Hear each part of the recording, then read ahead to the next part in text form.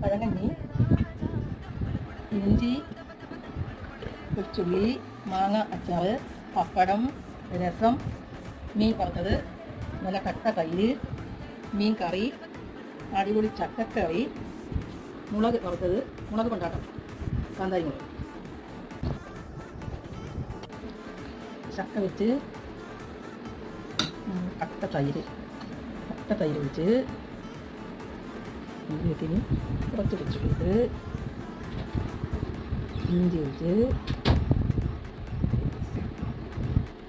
Fish curry വെച്ച് മുളകും ഒരു പപ്പടം കഴിച്ച്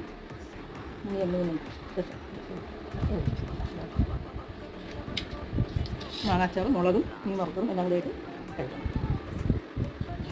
ഗൈസ്, നിങ്ങളും ഈ കറികളൊക്കെ വെച്ച് ഈ പഴങ്കഞ്ഞി ഇങ്ങനെ വീട്ടിൽ നിങ്ങൾ ട്രൈ ചെയ്ത് നോക്കണം. എന്നിട്ട് എങ്ങനെ ഉണ്ടായിരുന്നു കമൻസിൽ പറയണം. അടിപൊളിയാണ്.